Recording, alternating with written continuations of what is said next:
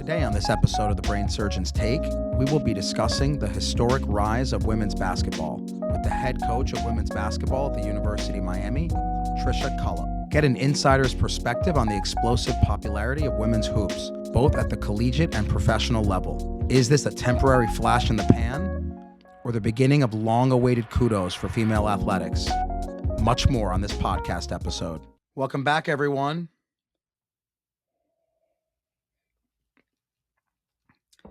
Here's my take on Coach Tricia Cullop. She is at the forefront of the women's basketball revolution.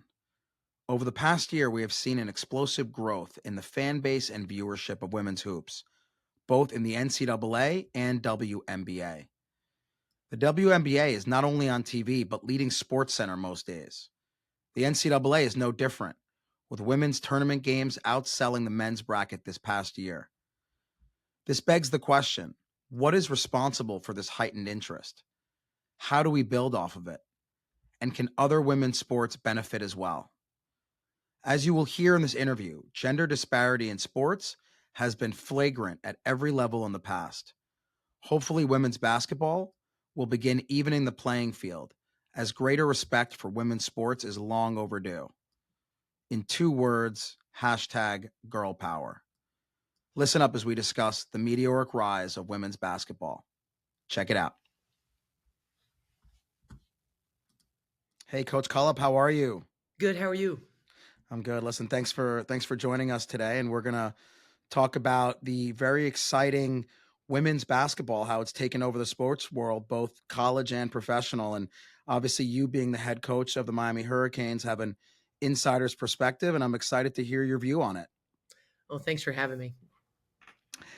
Give us some perspective. I think people who are sports fans have noticed how women's basketball, again, both at the college and professional level, have really garnered a lot more viewership. But how much has the interest skyrocketed nationally? Well, I think the most exciting stat that I heard in the past year was that the women's Final Four outdrew any basketball event in the country last year. And we're talking NBA, men's basketball, the women's Final Four. So we've reached a really incredible time in the history of our sport. And I think the important thing for people to keep remembering is our sport is young compared to men's basketball. We haven't been around as long. So to know that that's happening with a lot less time is an opportunity. And that's the way we look at it. Now, you've been involved in basketball both as a player and as a coach for decades.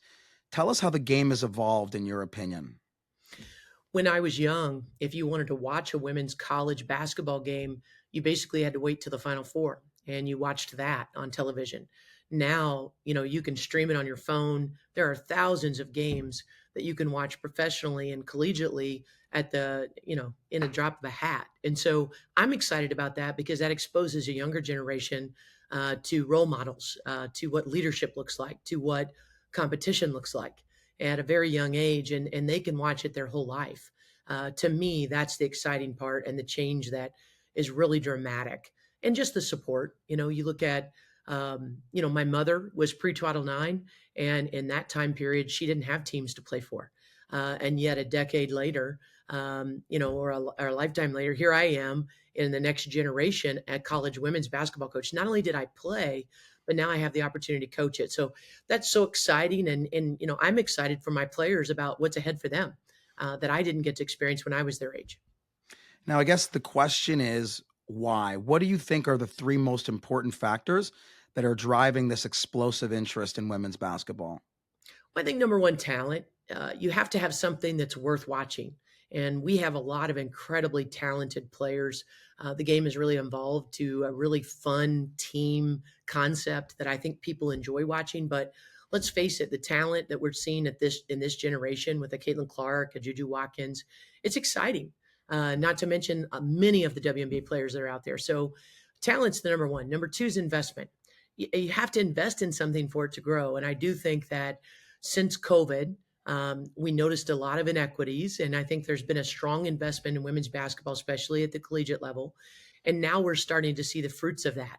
And so the investment part is that. And then the third is you've got to have fans that are starving for it to continue that cycle. And so, I think the talent, I think the investment, and then having fan support that's really driving the attention that we're getting nationally is forcing them to put us on television more.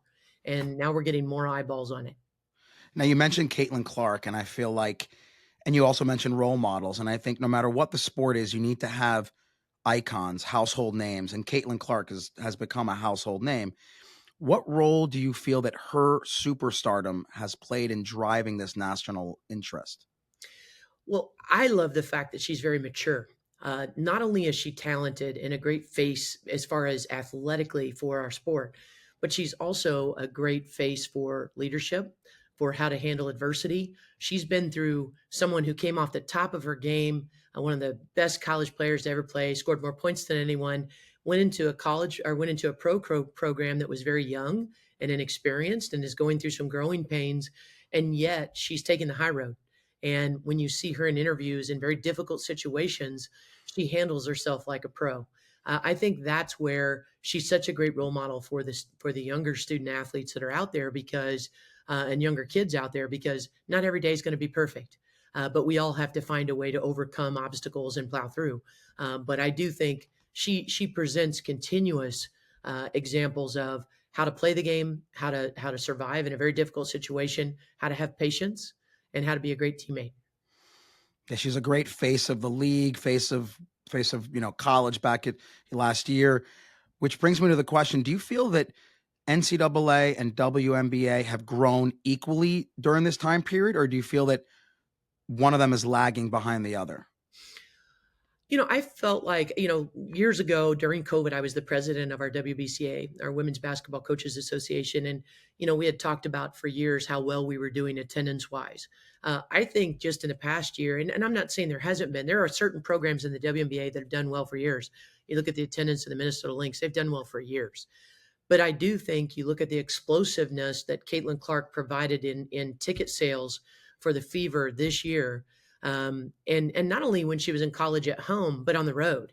That's what I think really spoke volumes. They weren't just selling out games at Iowa; they were selling out their road games at venues that didn't necessarily draw well, but they were buying those tickets to see her. And you're seeing that now at the WNBA level, not only for her but for the rest of the players as well.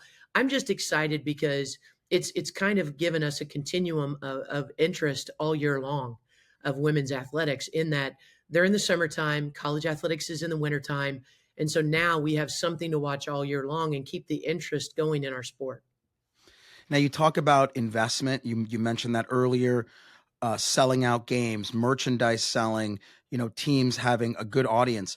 Has this rise in women's basketball translated into more NIL money for college athletes and higher salaries for WNBA players?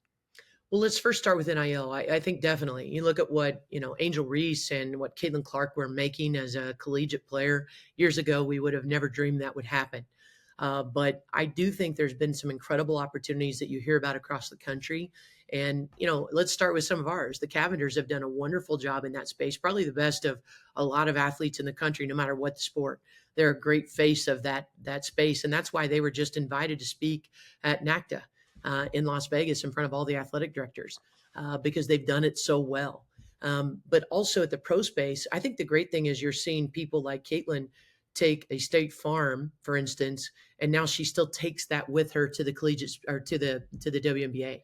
I'm excited to see national brands stick with our athletes as they transition into the pro space, and that's where I think we've gone to another level. It's not just a local mom and pop place supporting an athlete, which is great, but it's national brands. And what about WNBA salaries? Have those gone up in the last, let's say, 2, 3, 4 years? They have, and I think if you talk to any of the players, they're not exactly where they want them to be. But let's look at the fact that they weren't chartering prior to this year. That's Crazy, incredible, right? When you look at crazy. what the NBA has been doing for years.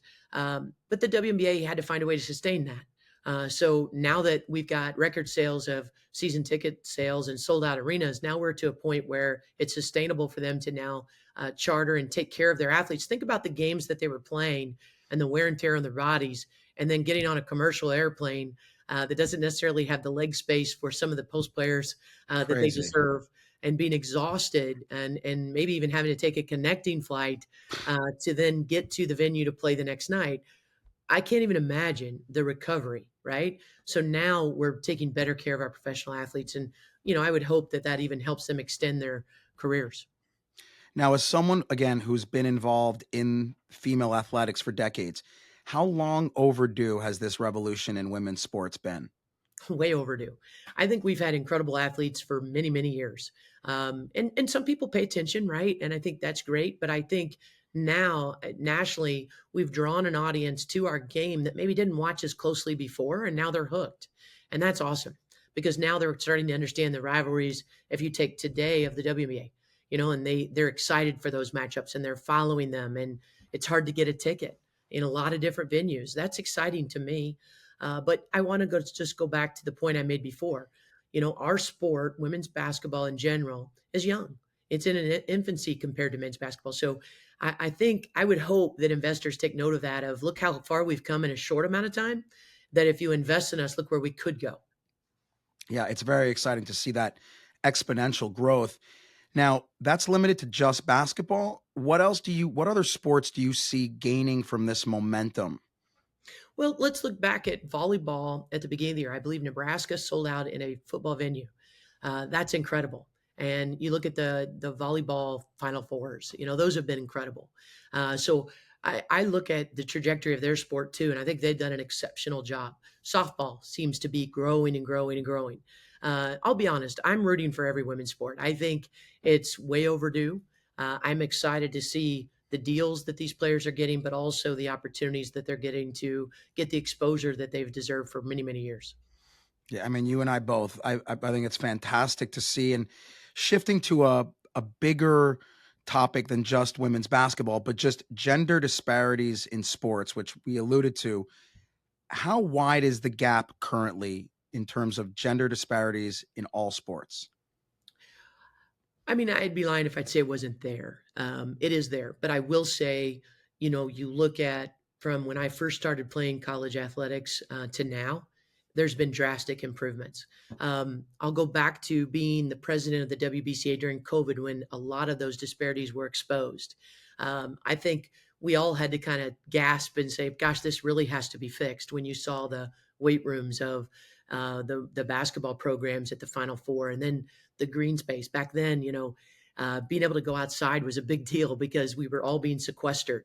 So, I think the women's teams were going up and down the hallway of their hotels where the men were going Crazy. out to a big space at a minor league baseball park. We the branding, March Madness was always men's basketball. It wasn't women's basketball. And so I'm really happy that the NCAA made some changes.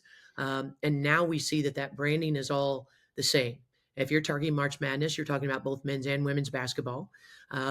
You see that the exposure that both programs, both men's and women's basketball are getting is incredible.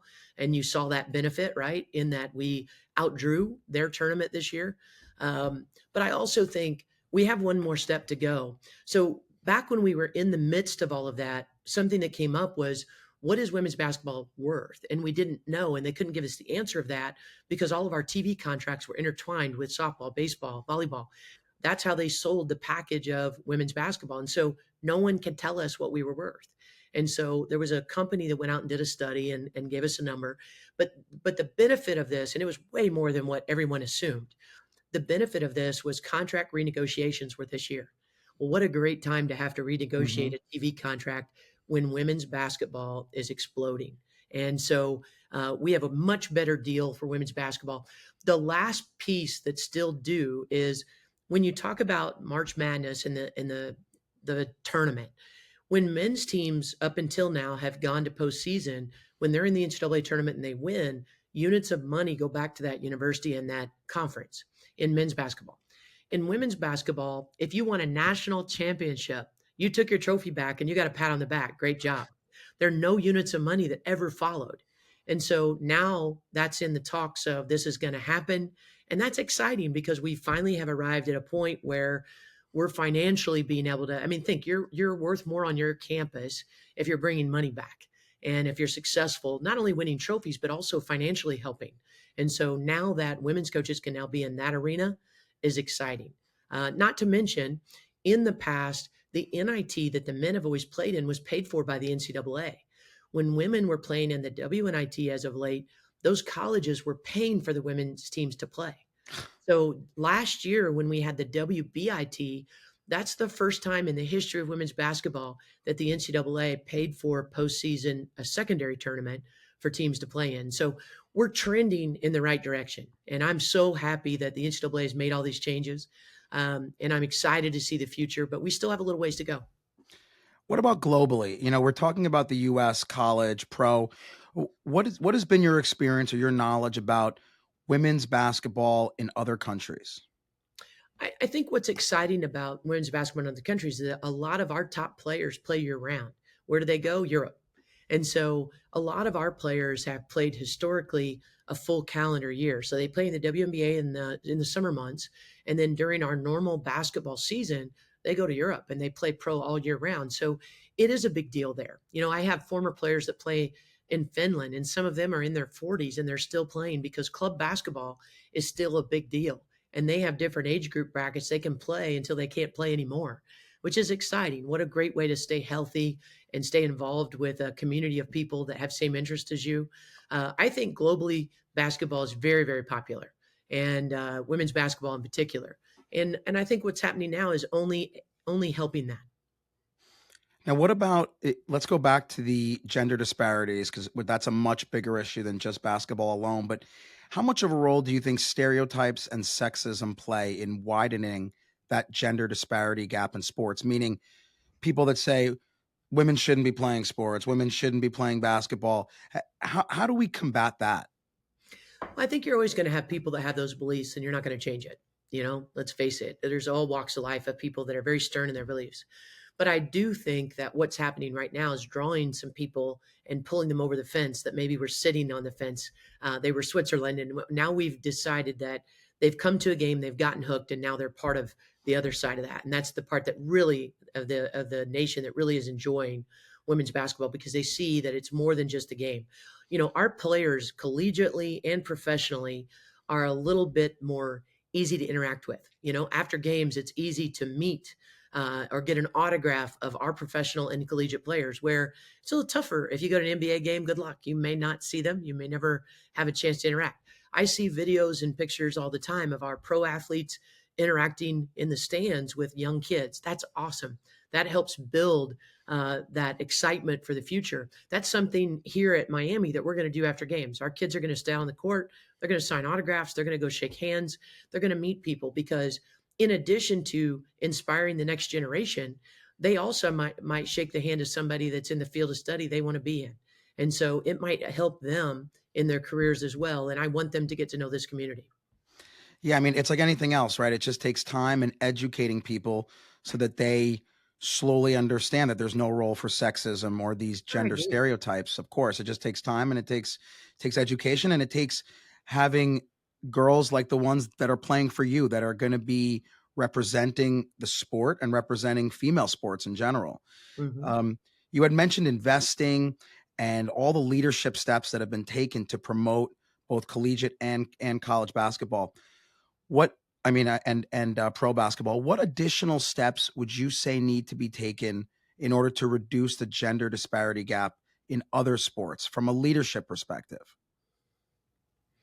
I think just being cognizant of it, when you make a decision saying, hey, are we being fair?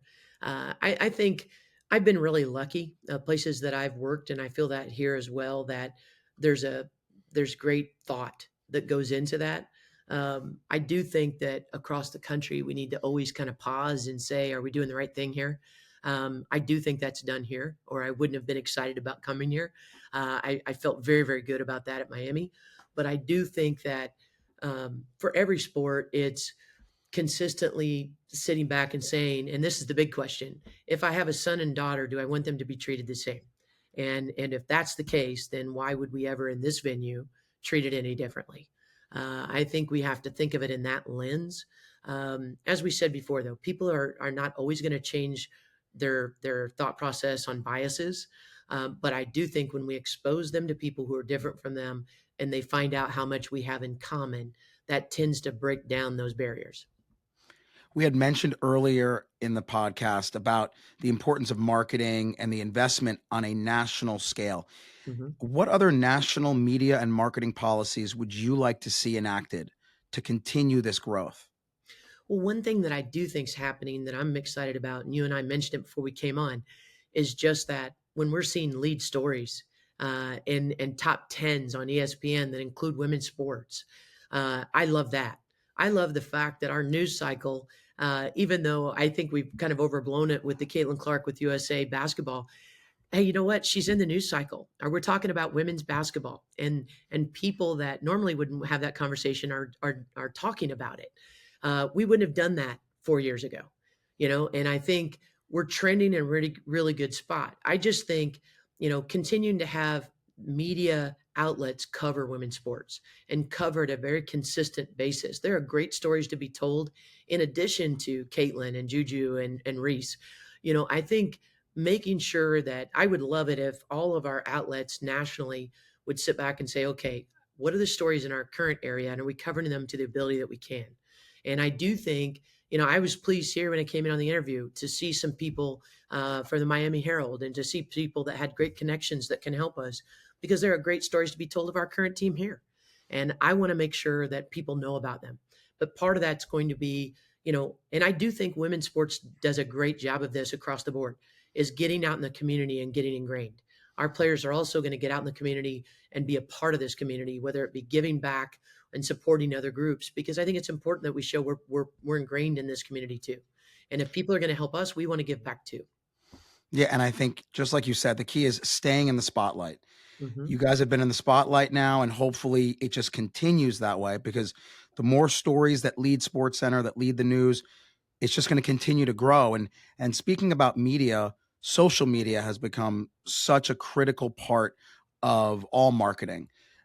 Talk about the impact of social media in promoting women's sports.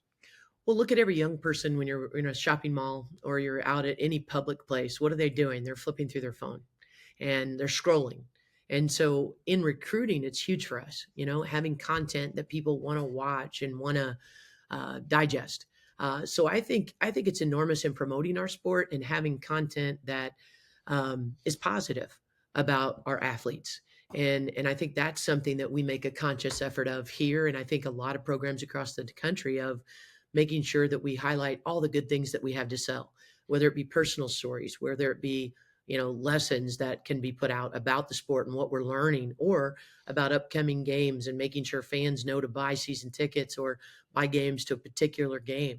Social media is such a booming thing in the last 5 to 10 years, and I think it's only going to get bigger and better because how are people digesting things through their phone more so than TV anymore? They want to consume news, and that be sporting news or just news in general. Weather, how are you getting your information on that? You're grabbing your phone and you're looking on social media. We all have to be very aware and cognizant of what we're posting and what we're doing because we can reach so many people with that. And it's crazy just in an hour how many people can scroll and like and retweet Yeah. or on Instagram like and repost something that because they're always on their phone. I mean, it might be the most powerful form of media. And if it's not yet, it will be. So I agree. it's something that you cannot ignore at all levels. You had mentioned how welcomed you felt when you came to the University of Miami and how your vision aligned with them. What actions has the University of Miami taken at a leadership level to promote and support women's athletics? One thing that I love is Sherelle Jackson, who's in our academic sports services. She just took a bunch of our student athletes on campus out to LA to a Black student athlete convention. I think that's awesome for development. Some of our players just went to Atlanta to meet with different sports teams, to meet with the Atlanta Dream and to meet with the Falcons and to interact with them. I love the fact that this has become more than just come to our games. It's we're trying to help them professionally and socially develop connections that will be long lasting.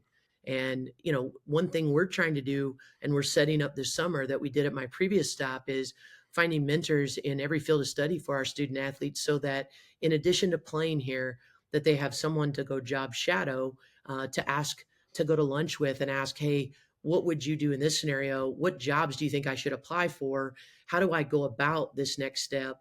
Maybe even find an internship through that pathway, because I do think that's the extra level and layer of how can we help these student athletes grow and prosper and be better prepared for the life after they're done. Because I think that's one of the hardest transitions for a student athlete is when the ball stops bouncing, then what? And we want to help them with that long before it happens. But in the same vein, if they want to play pro, we want to prepare them for that too. One exciting thing that we've done here is that I love the staff that I've assembled. We have actually two assistant coaches who are not here presently because they're going to coach in the Olympics. One is an assistant coach for Canada, one is an assistant coach for Serbia. And when they approached me and said, Coach, we have these opportunities, but it means we're going to miss a little bit of time on campus this summer, I'm like, you have to do that. Of What a course. great opportunity, not only for you personally, but for our program and the exposure that you're going to gain, and also the opportunity to see prospective student athletes in those programs, and get an eye on the future of what's happening in those countries that maybe could benefit us later on. Why would we ever say no to that? So I think we have people on staff that are going to help not only preparing them skill wise to be the best student athlete they can be, but also for what they aspire to be. And a lot of our student athletes here want to play at the professional level. I wanted to make sure those two assistants that I have, Danielle Page and Muriel Page. Muriel played 11 years in the WNBA. She's had a great professional assistant coach career already. And then Danielle Page played 10 years professionally overseas and 1 year in the WNBA. So we have great people to surround our student athletes wise that are going to tell them, hey, you've got to take care of your body. You've got to eat right. You got to get your sleep. You've got to do all these things if you want to be a pro, not just be a great basketball player, but take care of your body. What a wonderful program, mentorship, guidance. I'm sure none of this was even remotely there even just 5 years ago. Well, again, I think one thing I will say, Kate Meyer did a great job here. 19 years here. If you look at the string of NCAA tournaments that she was a part of with this team, the winning percentages that she had here, I tell you what, I hope we enjoy the success that she enjoyed during her career because she did a phenomenal job. But there are some new things like the mentor program that we want to put in place because I do think I've seen the benefit of that. And I want our players to have every opportunity at their fingertips, especially and be more prepared for life after. I think that's what really drives me is making sure not only can they be great now, but that when they walk out the door, they don't call us later and say, "What do I do now?" I want them to call us and say, "I'm thriving." Well, it sounds like an amazing program that you are inheriting and an amazing vision that you're putting together. Last question, because I know you're busy. What advice would you give to a young woman listening who wants to become a collegiate or a professional athlete at this point in time? Well, I think number one, find people that can mentor you. I think about when I was young, I found a collegiate player who would work me out, in her spare time so that I understood what it took to play at the next level, and challenge yourself. Be dedicated. It's like any other sport. It's in golf, you can't go out and swing a couple times a week and feel like you're going to be great. In basketball, it's the same. You got to really be dedicated to it. So it's being dedicated in every part of it. Finding great people to work with you on your skill level so you can be an elite player. Making sure you take care of your body. Make sure you're when it's the right time, lift weights and start to make yourself stronger so that you can compete at an increasingly high level. But I think the main thing is enjoy it. It's such a fun sport. I think the great thing about our sport is it is a team sport. You play it with other people. You can't win by yourself. I think the friendships that young people will inherit by playing this sport are phenomenal. I have lifelong friendships by playing, and I can't imagine what that would have been like had I done something different. But I think the lifelong lessons that you learn from playing this sport of leadership, how to be a great teammate, how to overcome obstacles, will help you long after basketball ends. But I hope more and more people are watching and inspired to play because it is an incredibly fun sport to play and an exciting one. Tricia, what an amazing interview. I think it's hard to just say that it's about basketball because I think basketball is the focus of this revolution, which is going on, but I think it benefits all of women's sports, like we talked about. And I think long term, it's about a bigger picture. It's about reducing that gender gap. It's about women getting the appropriate coverage, fan base, salaries, NIL, payment, all the above. It's been so overdue, like we talked about, and I think we're just starting to see the benefits of the revolution. I think that it's happening in basketball, but it's going to trickle down to all women's sports, and I think that's a wonderful thing to see. I hope investors are paying attention because, again, you have to invest to help it grow. But I'm excited about what we see. Well, listen, I look forward to a great year this year from the women's Hurricanes team. Thank you. All right, it should be exciting. Thank you for having me. No, of course. Thank you so much, Coach Cullop. We'll talk soon. All right. Take care. Take care.